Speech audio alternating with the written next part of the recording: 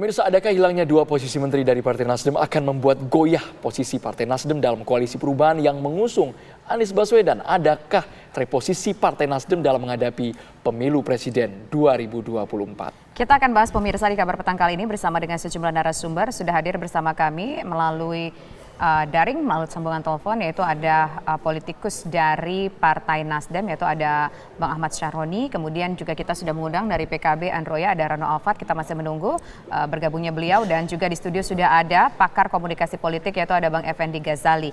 Selamat sore Bapak-Bapak semua. Pertama saya mau ke Bang Syarhoni terlebih dahulu yang bergabung secara LBP bersama kita. Bang Syarhoni, Ketum Nasdem kemarin menyatakan harapannya ini bukanlah sebuah politisasi. Tapi kalau menurut sudut pandang Abang, apakah ini merupakan politisasi? Sudah ada dua menteri dari Nasdem yang ditetapkan menjadi tersangka. Terima kasih, selamat sore para narasumber. Sebenarnya begini, yang pertama adalah langkah melihat pada musibah pada Nasdem misalnya.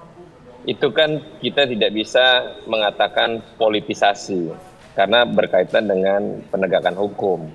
Apapun ceritanya, kalau berurusan dengan penegakan hukum, maka itu adalah bagian dari proses hukum yang harus dijalani. Kita harus hormati. Tapi kalau politisasi ritual dengan politik, kan dampaknya adalah pasti akan menjadi dampak untuk proses pemilu 2024. Tapi saya yakin 2024 kalau pemilihan presidennya mungkin besok atau lusa dijamin kalah pasti Anies Imin.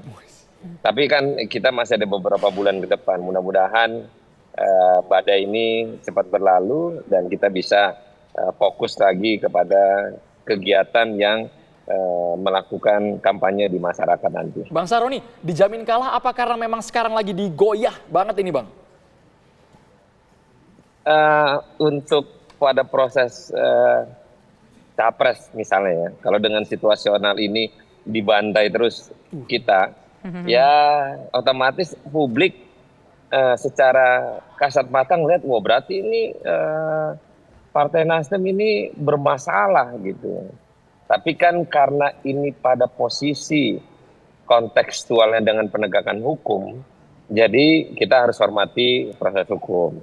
Nah untuk politik ya kita lihat nanti pada event setelah pendaftaran Oktober. Oke, baik. Sekarang sudah bergabung bersama kami ada Mas Rano Alfat. Mas Rano, tadi kalau kita dengar barusan saja beberapa detik yang lalu, Bang Syarhoni berkatakan ini kita dihantam ini, dipukul begitu akhir-akhir ini. Nah ini kan kalau bicara soal Nasdem, ini bukan hanya seorang Nasdem saja, tapi juga soal koalisi perubahan. Nah dengan peristiwa-peristiwa yang terjadi ini, apakah koalisi perubahan masih tetap solid, Mas Rano? Jadi ini yang pertama, kita prihatinlah apa yang terjadi dengan sahabat-sahabat di Nasdem lah, dalam hal ini kan Pak Mentan ya, walaupun kita kedepankan asas praduga tidak bersalah, tetap koalisi dipastikan solid, bahwa bahkan hampir setiap hari pasangan Amin ini sudah keliling Indonesia.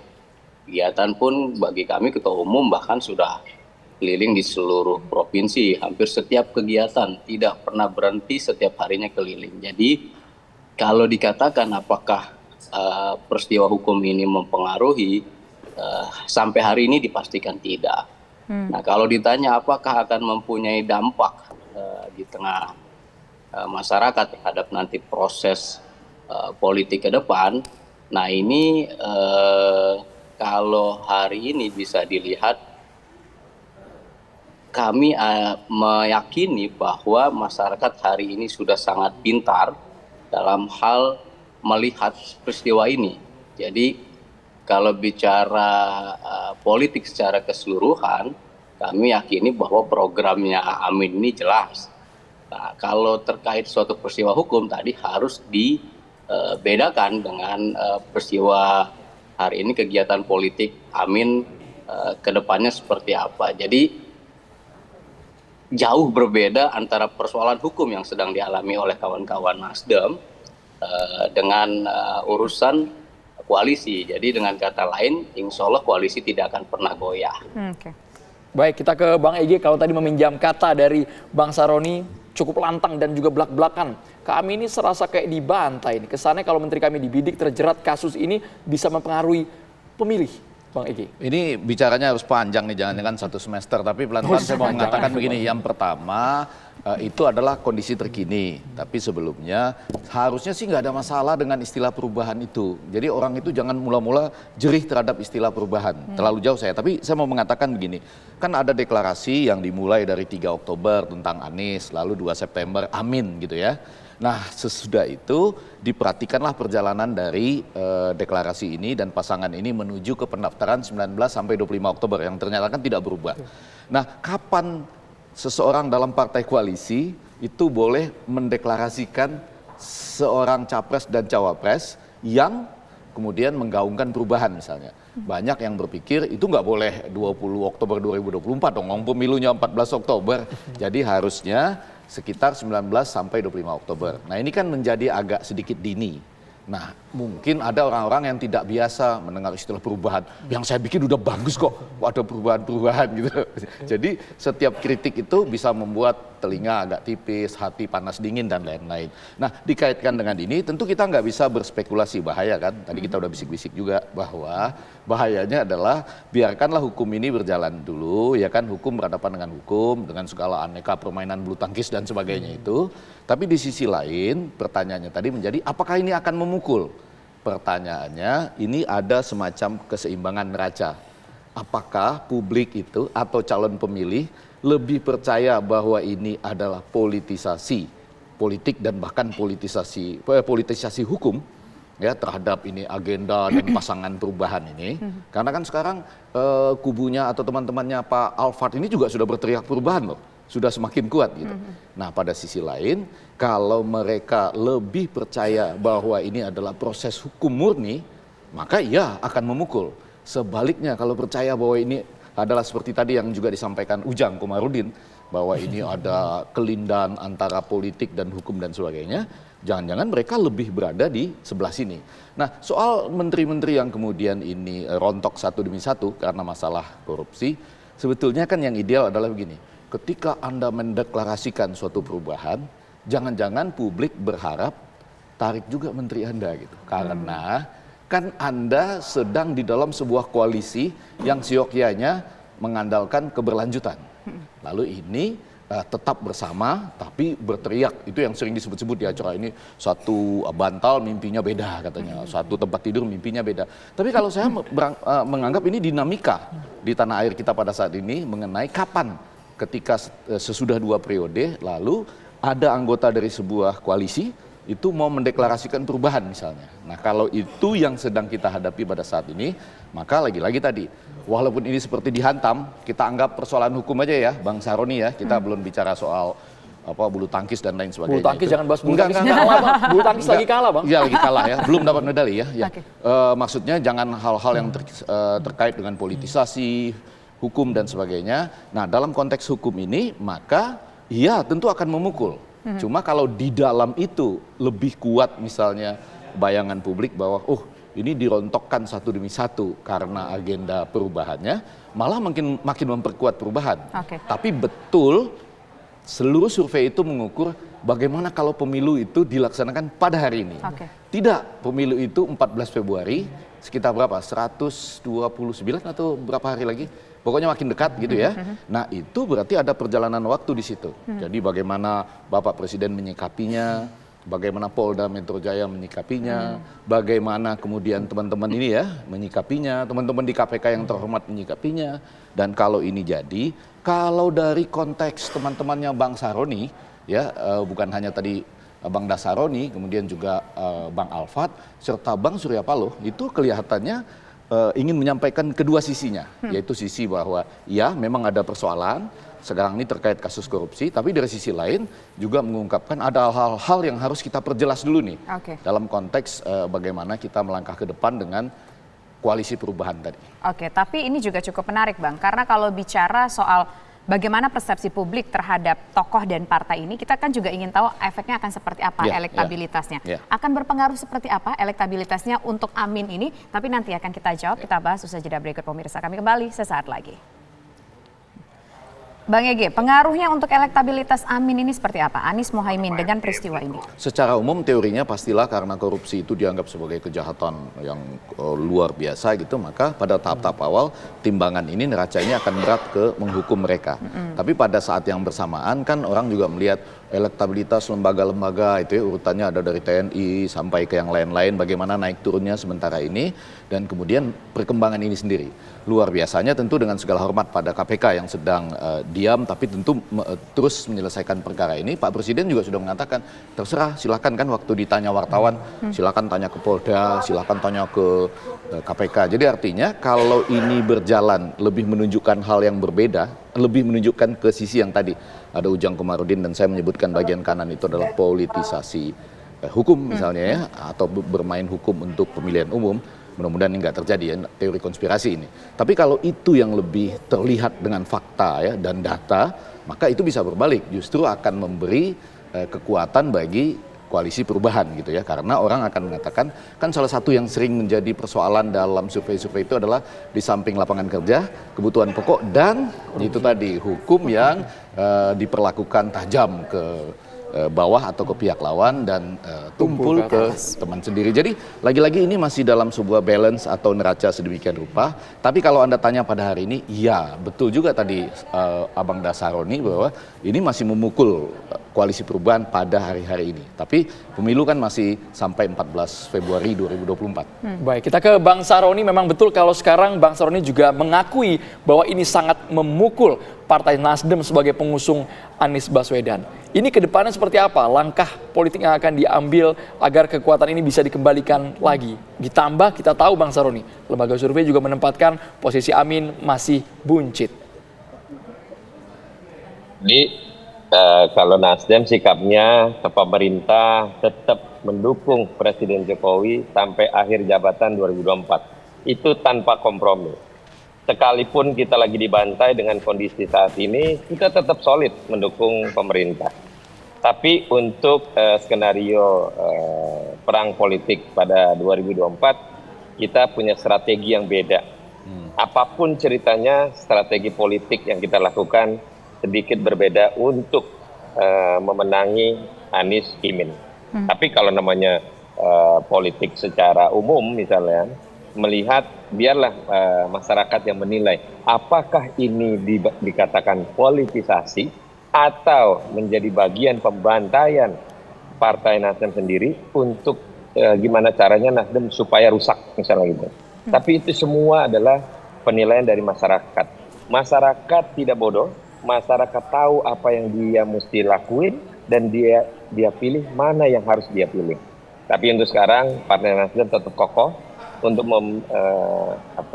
mendukung pemerintahan Presiden Jokowi sampai 2024. Oke, baik. Sekarang saya ingin ke Mas Rano. Mas Rano, bagaimana Anda melihatnya? Apakah Anda tetap optimistis bahwa sekarang memang elektabilitas mungkin tidak akan terlalu baik, tapi masih ada waktu beberapa bulan ke depan lagi? Iya, Mbak. Yang pasti kalau terhadap suatu peristiwa hukum, awal juga yang dihadapi PKB sebelumnya juga, pasti akan, ini kan seperti dinamika politik yang namanya dilihat ada suatu peristiwa hukum yang dianggap akan bisa mempengaruhi elektabilitas, tapi di lain sisi tadi bisa kalau ini masyarakat menilainya bahwa ini dalam bagian ada suatu peristiwa yang dianggap juga ingin membatasi gerakan dari koalisi perubahan, nah ini bisa dampaknya akan berbeda. Tapi kami prinsipnya masih berpikir bahwa apapun yang terjadi dalam suatu peristiwa hukum itu masih suatu yang wajar. Jadi tidak juga bisa dikaitkan dalam hal urusan politik hari ini. Nah, kami masih meyakini bahwa hari ini kami bekerja keras, bahkan sudah mendapatkan perintah langsung dari Ketua Umum, setiap fraksi-fraksi Pak, bahkan dari DPR RI maupun DPRD bergerak tidak ada henti untuk mulai melakukan sosialisasi terhadap Amin ini. Jadi kami tidak terlalu terpengaruh terhadap suatu peristiwa hukum, Pak. Kami kerja terus saja. Baik, kita ke Bang Ege. Mungkinkah Bang Ege, ini menteri di dalam mitra koalisi sedang terjerat kasus? Ada yang sudah jadi terdakwa dan yang satu ini mengundurkan diri. Mungkin tidak kalau kita paling fatal dampaknya Anies sampai terjegal untuk menuju Pilpres 2024? Oh, kalau untuk terjegal rasanya tidak, dan saya pasti bisa bias di situ karena kan sebagaimana Anda ketahui saya basisnya adalah logika yang paling dasar di seluruh dunia. Pemilu serentak itu tidak ada presidensial threshold. Jadi mestinya banyak putra-putri terbaik bangsa bisa maju. Ini 3 aja masih mau dikurangi jadi 2. Jangan gitu. Dan hampir tidak ada alasan untuk menuju ke sana. Tapi yang paling tepat tadi adalah analisis dari Bang Sahroni maupun Bang Nerano Alfat. Walaupun saya bisa berbeda, saya mengatakan begini, orang itu tidak bisa pada saat yang sama menyatakan perubahan, tapi ada bungkus kalimatnya, walaupun ini sangat indah nih, tegak lurus bersama Pak Jokowi ya, 2 sampai 20 Oktober 2024. Itu akan sangat sulit, karena yang saya dengar sekarang, Abang Dasaroni dan kemudian juga Rano Alfat, di lapangan itu sudah mulai digelorakan perubahan. Jadi perubahan yang dibungkus dalam tegak lurus ini akan seperti apa gitu, karena perubahan ini sifatnya adalah perbaikan terhadap apa, artinya Anda tidak bisa melakukan perubahan tanpa menyebutkan yang harus diperbaiki itu apa gitu. Semakin kan yang beredar di luar sana, Bang Saroni dan Bang Rano, Mas Rano, yang beredar di luar sana kan kalau misalnya ada kerumunan 1 juta orang pas lagi kampanye atau ada kalimat-kalimat yang tajam, akan ada perlakuan balasan. Saya tidak membeli itu, saya tidak percaya pada itu sampai ada bukti-bukti ya nanti kan yang sedang bergulir. Tapi yang ingin saya katakan ini tidak mudah. Jadi belum ada barangkali ya presidennya Mas Rano dan Bang Sahroni kita mengatakan tegak lurus dalam sebuah koalisi keberlanjutan. Tapi pada saat yang sama kita menggelorakan dengan penuh semangat perubahan. Paling tidak untuk sampai pada perubahan harus menyebutkan apa yang mau diperbaiki gitu. Sekali lagi semuanya akan indah kalau kita punya tradisi begitu orang mendeklarasikan perubahan misalnya, boleh nggak tarik menteri-menteri kita sebagai sesuatu yang wajar-wajar saja. Tapi kalaupun tidak mau melakukan demikian karena ini dinamika baru di tengah Indonesia. Nah, jadi menarik untuk menunggu strategi dari Amin ini, Mas Rano dan kemudian Bang Saroni untuk bisa menyebutkan ini yang harus diperbaiki, tapi dengan tetap tenggang rasa dalam sebuah koalisi keberlanjutan sampai 20 Oktober 2024. Masih ada 1 menteri lagi loh di Nasdem ya? Iya, masih ada. Oke, silakan ditanggapi Bang Saroni. Ya. Bang Ege, jadi gini, perlu saya jelaskan bahwa terkait dengan tagline perubahan dalam Capres Anies Imin ini adalah di mana langkahnya setelah Pak Presiden Jokowi 2024 di masa akhir tanggal 20 Oktober habis, maka akan dilakukan sesuatu perubahan yang sifatnya batas mana yang harus dilanjutkan dan diperbaiki, bukan menjadi bagian daripada seolah-olah oh ini nggak boleh dipakai. Kita melakukan sesuatu pekerjaan di mana yang dilakukan Presiden Jokowi selama 2 periode ini kita lanjutkan dengan sesuatu yang lebih baik. Bukan berarti akhirnya sekarang walaupun kita solid mendukung Presiden tapi dicanangkan dalam skala prioritas misalnya. Nah mungkin yang Bang Ege tadi sampaikan emang agak kaget. Pada saat kampanye di Makassar begitu banyaknya orang. Kampanye di Bandung begitu banyaknya orang. Mungkin lawan agak panik. Tapi ini fakta bahwa rangkaian yang diprogramkan oleh Anies Imin dengan tagline perubahan adalah efek di mana orang-orang Indonesia ternyata suka dengan barang-barang baru. Seperti dulu zamannya 2014, Pak Jokowi baru, wah seorang senang dukung Jokowi. Sampai sekarang, Pak Jokowi juga perubahan kesenangan publik terhadap kinerja Pak Presiden misalnya 80%. Ini bukti bahwa kita dukung Presiden. Sekalipun Partai Nasdem lagi menterinya dibantai, enggak apa-apa. Kita solid dukung Presiden sampai 2024. Begitu Bang Ege. Baik, terima kasih. Nggak apa-apa, saya cuma sedikit saja mengatakan ini sebetulnya bahasa paling halus dari apa yang saya sampaikan sebetulnya. Kurang lebih sama Bang Saroni, tapi ini versi paling halusnya. Kalau saya versi belak-belakannya, kurang lebih begitu. Baik, terima kasih Bang Ege, terima kasih Bang Saroni, terima kasih juga Bang Rano. Masih. Assalamualaikum semuanya, selamat sore. Waalaikumsalam. Waalaikumsalam. Wapresnya lagi.